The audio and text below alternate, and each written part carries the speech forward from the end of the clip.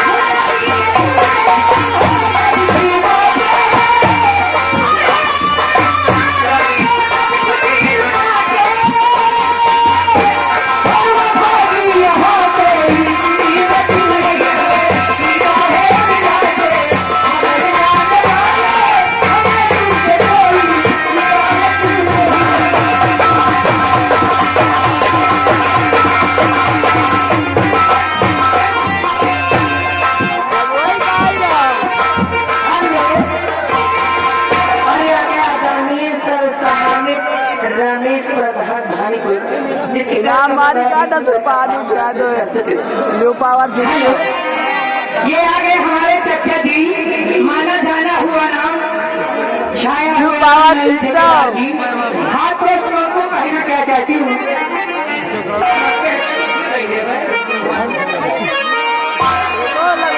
मौसम है आज पाना मौसम है आज पाना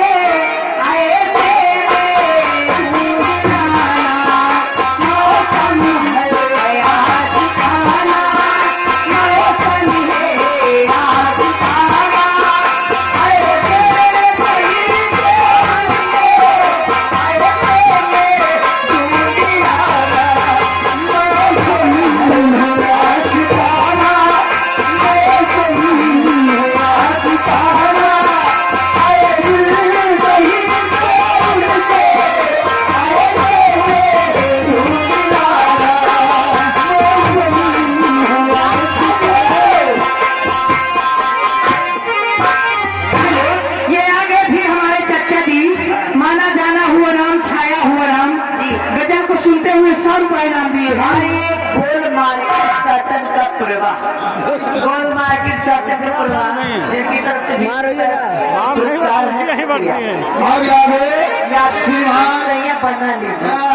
और आगे माननीय हमारे पूर्व प्रधान जी के लड़का दत्तन भैया श्रीमान कितना इनाम दिए सोने तुमको? ये 200 के नोट से 1 रुपया इनाम आया है। हाँ हाँ सुनाइए गाना सुनाइए।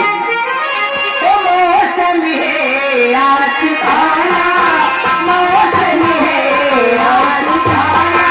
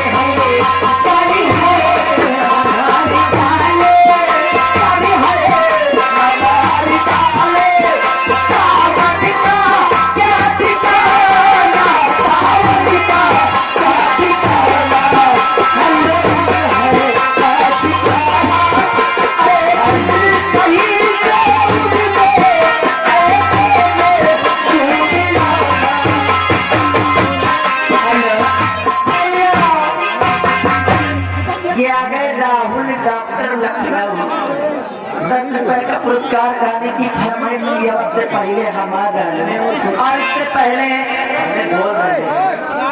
पहले ये यादव जी की तरफ से 20 रुपए पुरस्कार आए हैं।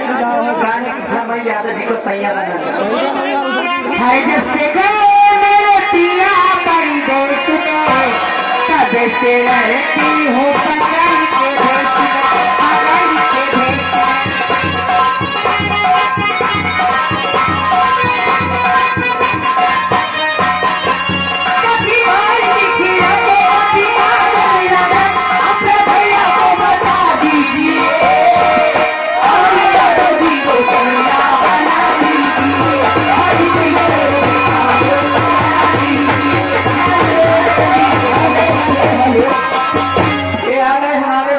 हूँ मुकेश राकेश महोना उनकी तरफ से 50 रुपए मिले हैं। उनकी वही फरमाइश है जहर खाना मगर भी लगाया नहीं वो जहर खाया मगर भी लगाया नहीं मुझे की गलियों में डाला नहीं जहर खाया मगर भी लगाया नहीं मुझे की गलियों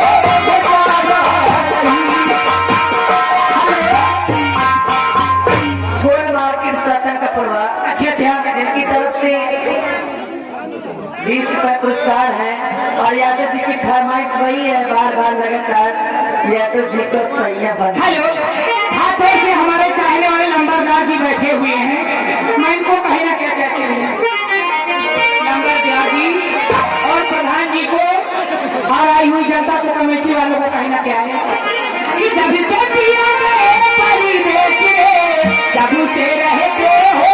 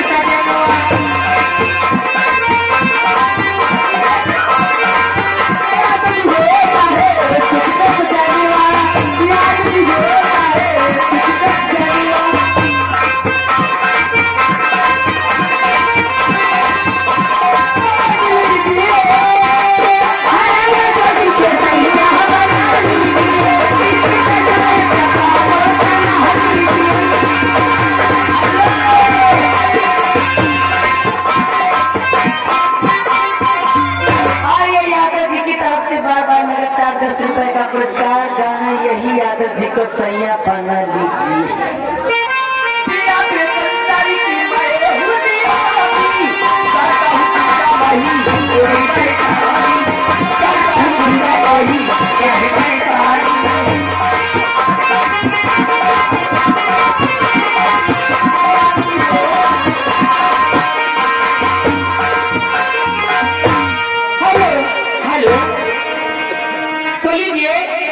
हाथ हाथ में नंबरदार जी को मेला कमेटी वालों भैया को कहना क्या कहती हूँ।